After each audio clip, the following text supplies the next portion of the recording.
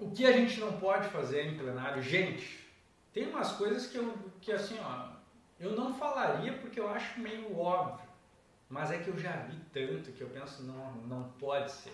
Eu vou ter que dizer isso. Gente, falar de futebol, a menos que você saiba, claro, as pessoas se conectam com pessoas que têm algo semelhante, isso é fato. Se você vê uma pessoa com a camisa de um certo time, vai lá e puxa assunto em relação a futebol, diz que também é torcedor do time, a tendência é que essa pessoa crie um laço de afinidade e seja mais fácil de transmitir ideias, seja mais fácil dela ser empática. Mas não no júri, gente. A menos que você faça uma pesquisa dos jurados e veja que todo mundo é de determinado time, porque assim você perde a amizade. Tem um amigaço meu que uma vez eu mandei uma brincadeirinha, uma mensagem, porque o time dele perdeu, e depois de um tempo eu percebi que eu não via mais ele nas minhas redes e falei, cara, tu me bloqueou. Ele, claro, tu falou do meu time, não sei o que, um amigão assim, ó, e não era um adolescente, era um cara adulto, um cara aí, um cara da academia aí, sabe, estudado, ele foi lá e me bloqueou porque eu falei do time dele. Daí você imagina entrar nesse tópico com os jurados que você tudo que pode afastar, tudo que pode criar esse afastamento a gente não fala. Política. Já vi oradores sustentarem em prol de determinado partido, porque agora as coisas vão ficar melhor, porque não sei o que, só que assim, gente, é outro assunto muito sensível, algo que mexe com coisas muito profundas nas pessoas, para você dar o seu ponto de vista e querer que as pessoas, como se as pessoas estivessem todas a favor daquilo. Isso não se faz em lugar nenhum, muito menos em plenário. Machismo, preconceito, isso é a mesma coisa, não se faz em lugar nenhum, mas gente, eu já vi em plenário, promotor sendo machista, promotor trabalhando, olha, ele foi preconceituoso com a crença de um cliente meu, e assim, a pessoa deixou na reta com isso, seja promotor ou advogado de acusação, você bate nela com tudo que você tem, porque assim, ó, esse promotor nesse caso, que ele foi preconceituoso com uma testemunha, eu bati nisso de forma, por quê? Porque eu criei algo, eu dei ênfase em algo que afastasse ele dos jurados. Eu me coloquei ao lado dos jurados e disse, olha, nós como comunidade dessa cidade, a gente não aceita que você como representante de um órgão e que nós sustentamos, que vem aqui fazer um trabalho para nós, o judiciário todo, ele está a serviço de nós. E você tem uma postura dessa, preconceituosa, nesses tempos em que vivemos, a gente não vive mais nessa época. E assim, de promotor perder o tempo dele de fala tentando justificar aquilo. Você sai um pouco por quê? Porque você mostra para os jurados, olha, nós estamos juntos aqui porque a gente não tolera isso. E o promotor fez assim, ó, eu me aproximei e afastei ele, eu dei ênfase nisso para afastar ele e de quebra ainda ele perdeu muito tempo. Nas duas vezes, gente, foi o mesmo promotor, e ele perdeu tempo nas duas vezes, ele viu assim que foi as piores brincadeiras que ele fez na vida dele foram nessas, tanto que nunca mais eu vi ele fazer isso, a gente dividiu diversas vezes o plenário.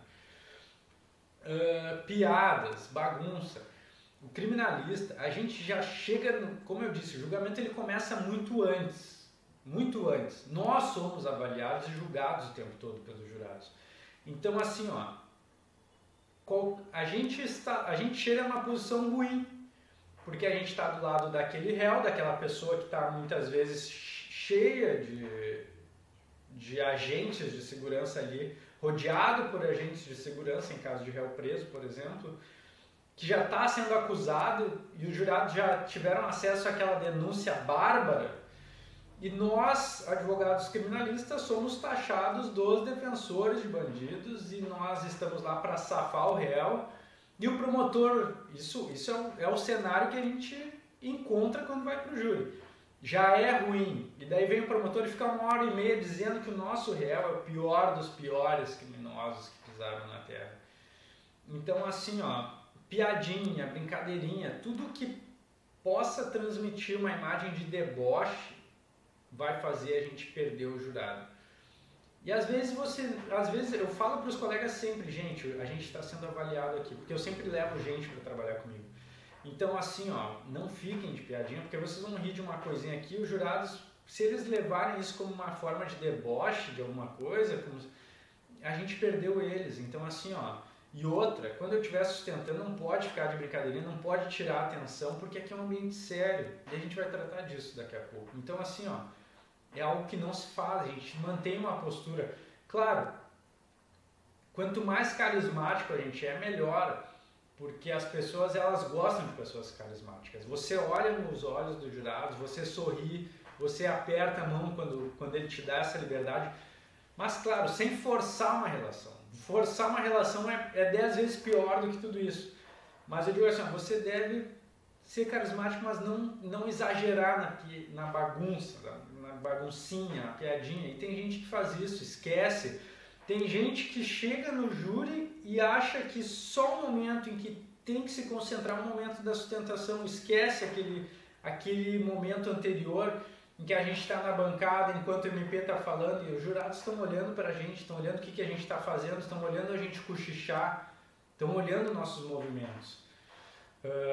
Ataques pessoais, não adianta você ser totalmente educado com os jurados e tudo mais e ser estúpido com o promotor, com a promotora, com o juiz, com o secretário, com a tia do cafezinho, com segurança. Você não pode ser arrogância. Arrogância não combina com o tribunal do júri. Não é o ambiente para a gente ser arrogante. Então, assim, ó, evitem ataques pessoais e sejam respeitosos com todos ali naquele ambiente. A gente vai falar de postura mais adiante, mas assim, ó, a gente está sendo avaliado o tempo todo. Evitem ataques pessoais e olha, já trabalhei com promotoras e já vi promotoras utilizarem até uma fala mais grossa de advogados homens para bater com tudo nisso e mostrar uma forma de desrespeito só pelo fato de ali estar uma mulher.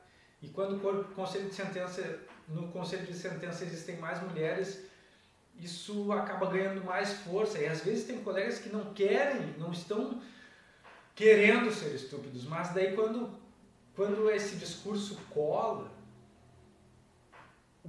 eu já vi o colega se desconcertando totalmente, tentando explicar, às vezes nem é, mas essa expertise de fazer parecer, muitas vezes faz o colega também entrar naquele jogo de passar se justificando, mostrar que não é bem assim e tal. Claro, como eu disse, machismo, preconceito errado, mas inclusive a forma como você trata, às vezes você tem que ter muito cuidado, muito cuidado. Essa é a questão, muito cuidado, respeito. O melhor é sempre respeitar, porque senão você pode ficar em maus lençóis. Tem colegas aqui, ó, anotei erudição, tem colegas preocupados com a erudição e falar coisas, por exemplo, a jurisprudência dos nossos tribunais. O jurado não sabe o que é jurisprudência. O que é jurisprudência? Explica o que é. Os nossos tribunais superiores, eles julgam nesse sentido. Por quê? Porque se consolidou esse entendimento nos nossos tribunais superiores. Por quê? Ou seja, você explica o que é, que não basta a jurisprudência, a jurisdição, trânsito em julgado, são termos que os jurados não sabem. E você querer falar de forma pomposa, isso vai contra aquilo que deve ser feito em plenário. Muitas vezes eu digo para os colegas, vocês têm que explicar como se você estivesse explicando para uma criança de 12 anos, muitas vezes. Porque tem pessoas que têm uma capacidade de interpretação e com cognição maior e tem outras que vão remar e não vão entender.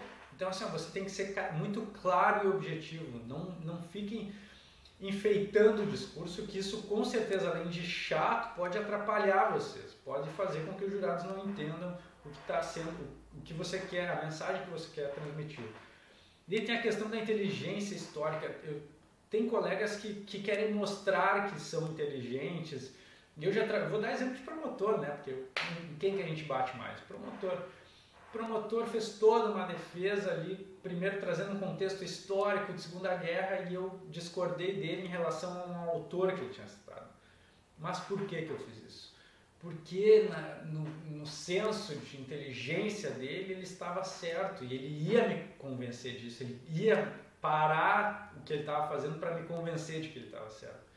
E ele começou, e eu deixei, porque ali eu estava ganhando tempo e eu não estava nem aí para aquilo, eu só estava instigando ele e alimentando essa questão egocêntrica, porque ele esqueceu o que ele estava fazendo para mostrar que ele era um cara entendido. E ficou ali falando, e eu fiquei bem feliz. Como na vez em que um promotor, o caso não pedia isso, mas ele perguntou para a defesa se eu me importava que ele pegasse a arma dele para dar uma demonstração de funcionamento.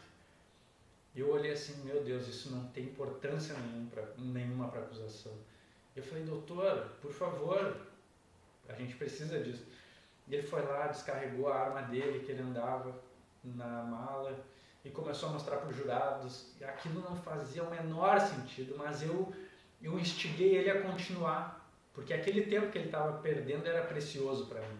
Porque quanto mais tempo ele ficasse naquela noia ali dele, menos tempo ele ia ter de trabalhar o que era essencial.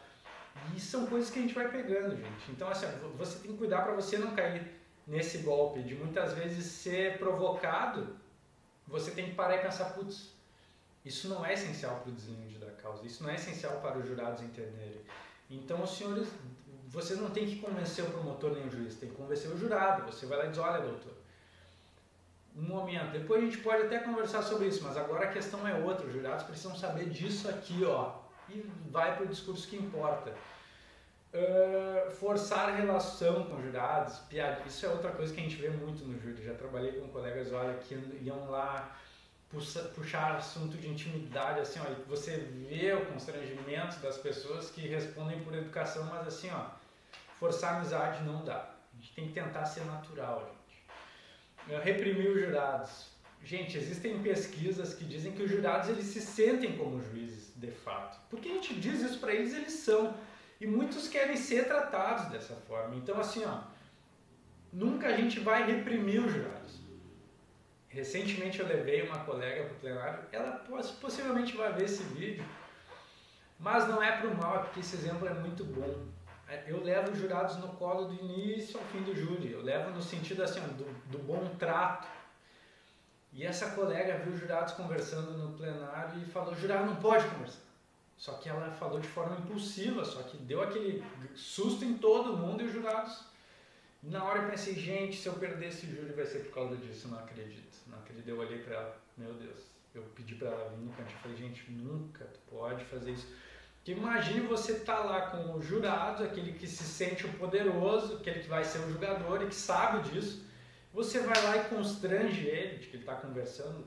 A gente já falou sobre isso em outra aula, de que a incomunicabilidade ela é relativa, o jurado pode conversar, só que ela, inexperiente no plenário, ela quis fazer algo bom, mas de forma impossível ela podia ter ferrado com a defesa. Não ferrou, a gente absolveu, mas assim, eu fiquei com muito medo real dessa manifestação dela, de constranger, porque imagina você estar conversando, você não precisa ser jurado para se constranger com isso, se alguém lhe chama a atenção desse jeito.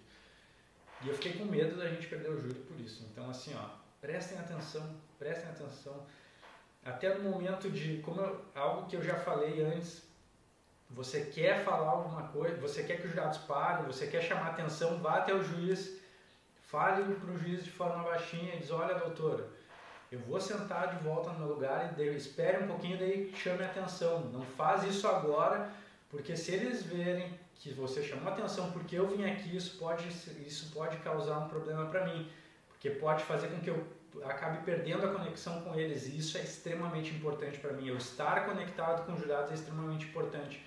Não chamem a atenção diretamente, chamem a atenção de forma indireta, converse com o magistrado, peça, olha doutor, espere agora um pouquinho, chame a atenção, mas não faça parecer que é por minha causa. Muitas vezes, plateia incomodando, gritando, vai lá no magistrado e diga, olha, chama a atenção de forma baixa, por mais que você não queira chamar a atenção dos jurados, queira da plateia, mas às vezes é familiar da vítima que está sofrendo, que está chorando, que está com camisa, que não pode. E se os jurados não entendem, eles vão dizer, olha que insensível esse advogado, olha o que ele está fazendo, quer que eles parem de chorar, mas o filho deles morreu. Os jurados não entendem, não entendem. Você tem que fazer isso e fazer com que o magistrado faça isso de forma que não pareça que foi você que foi lá, que é o ruim.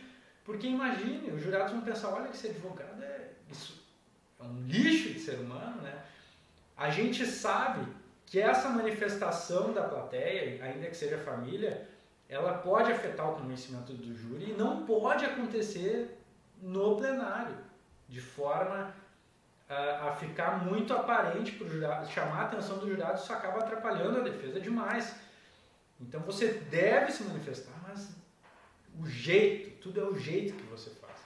Converse com o magistrado, peça para o magistrado chamar, mas assim, ó, espere, olha doutor, não chama agora. E eu digo assim, doutora, não chama a atenção deles agora, pelo amor de Deus, senão eu vou consignar isso em ata, porque você vai me prejudicar. Eu vou sentar no meu lugar, espere um pouquinho aí sim, para não parecer que é algo que veio da defesa, que é algo que é da senhora, presidente da sessão, que está decidindo por isso, porque não pode, explique o porquê que não pode. Porque tudo que nos afasta dos jurados é prejudicial para nós. Tudo, tudo. Cada jurado é muito importante. Se ele não gosta da sua postura, por mais que, por exemplo, nesse caso, chamar a atenção da família da vítima, seja algo tecnicamente correto para eles que são leigos, vai ser uma falta de humanidade da sua parte que pode fazer eles te odiarem. Prestem atenção. Testar equipamento só na hora, verificar a existência de equipamento só na hora do júri, não, gente. Quando eu vou trabalhar em comarcas que eu não conheço, eu vou até lá, vejo se tem equipamento para usar, de quem é, do MP, o MP empresta, ok. Levo uma televisão se for preciso, levo meu computador, levo caixa de som se for preciso, levo meu cavalete se for preciso, com minhas folhas, mas assim, ó, não deixem para testar o pendrive no dia do júri, não deixem para testar equipamento de áudio no dia do júri, nunca, porque se não funcionar, vai ser outro problema para vocês resolverem no momento que não é propício, o foco aqui tem que ser outro. Então assim, ó, faça um requerimento antes do júri, olha doutor, eu preciso de um equipamento para mostrar uma mídia digital, os vídeos dos depoimentos. Façam antes, o magistrado já vai se manifestar, muitas vezes ali ele já se manifesta, se tem a possibilidade ou não. Ligue para o cartório, compareça no cartório para se certificar, porque isso é muito importante, é coisa que não se deixa para fazer na hora do júri. Não saber as páginas do que está dizendo, eu já disse isso numa aula anterior. Você precisa indicar as páginas. Se você não souber as páginas, você pode apanhar legal no júri, porque o MP vai interromper e se ele perceber isso, vai interromper o tempo todo para atrapalhar mesmo, porque o promotor que trabalha no júri, ele sabe que isso atrapalha. Então assim, ó, tem que saber a página de tudo, anota nos slides, anota no roteiro, assim, ó, marca de cor diferente, marca com post-it, mas não fique dependendo de ficar catando e procurando página. O tempo, marcar o tempo dos depoimentos. Você tem um depoimento lá de meia hora, quer mostrar só partes, vá com essas partes marcadas, não deixem para ficar procurando durante o júri, porque todo momento que, olha só, você virar as costas para o jurado durante a explanação, você parar para procurar a página, você parar para procurar vídeo, você dispersa a atenção do jurado. Porque ali ele está concentrado em ti. No momento que você vai parar para procurar alguma coisa, é no momento que ele dá uma descansada e ele pode não voltar dessa descansada. Ele pode ficar ali viajando, pode começar a entrar em outra viagem e perder a linha de raciocínio. Por isso a gente tem que estar com isso tudo na mão. E a gente pode usar de outros colegas para melhorar nesse aspecto, que é algo que a gente vai tratar em aula específica. Gente, existe uma diferença muito clara de júri não roteirizado e júri não preparado. Tem gente, e existe comprovação disso, que prefere decorar todo o discurso decora até que ele saia de forma natural. Para quem serve, para quem consegue se adequar dessa forma, ok, faça. Mas decore até que pareça estar saindo de forma natural. E tem aqueles que só fazem um roteiro, com os tópicos, principais páginas, que é o modo que eu faço. Eu faço um roteiro. E é diferente um júri não roteirizado e um júri não preparado. você não precisa roteirizar se você decorou, mas não preparar é diferente. Você ir para um júri sem ter por onde se guiar é totalmente, olha, coisa de maluco. Porque na complexidade que existe no processo, em trechos de depoimentos, páginas de provas, páginas de boletim, páginas de denúncia, olha, você não preparar, você está brincando com coisa séria. Então não faça, não deixe de preparar o plenário. Se você não quiser roteirizar, ok. Se você quiser decorar, mas assim, ó, no mínimo, preparem um roteirinho. Preparem um roteiro, gente, não custa nada. E olha, se você faz isso, muitas vezes você não precisa nem olhar, porque você realmente estuda tanto aquilo que aquilo sai de forma natural. Mas, para muita gente não sai. Naquele momento é o momento mais propício para branco e para acontecer qualquer coisa nesse sentido. E hoje, o TED, o material que eu já indiquei aqui, o diretor do TED ele fala que nessas milhares de palestras, em diversos lugares, as pessoas elas não tendem a se importar com você consultar um roteiro. Então não faz mal. As pessoas elas não veem isso com maus olhos. Elas entendem, porque você está simplesmente seguindo um roteiro. E olha, você esqueceu, você olha aqui, onde é que eu estava mesmo? Onde é que eu parei? Então assim, ó, é muito melhor, é uma garantia, você vai ficar mais seguro. E eu digo isso porque tem gente que vai meio a moda louca, assim, as provas são essas, então assim, eu mato no peito e vou porque eu sou bom. Mas não é. Você pode estar com tudo decorado, leva um roteiro que assim, ó, garanta que você vai trabalhar tudo que vai ter que ser trabalhado. Eu tenho colegas que eles fazem um checklist e vão dando um risquinho, olha, prova tal, pá, e ali. É muito melhor você fazer isso do que você não fazer nada. Eu já pude ver um júri uma vez de uma defensora que ela pela inexperiência, com certeza, ela levou a defesa toda escrita e ela leu a defesa. Aí vocês imaginem a M que foi aquela defesa. E olha, não teve um resultado tão ruim, mas assim, ó, eu acho que foi mais de pena, eu acho, das pessoas, porque assim, ó, foi horrível. Era uma leitura que enchia o saco tanto que um jurado, olha que maluquice, eu nunca tinha visto na minha vida, mas era um tremendo despreparo, né? Que durante a leitura dela, ela estava lendo a defesa, o jurado perguntou se podia ir no banheiro. Tipo, parou assim, interrompeu ela, será que eu posso ir no banheiro? Pediu para o juiz. E ela olhou assim, se vocês quiserem fazer uma pausa, no meio da defesa dela.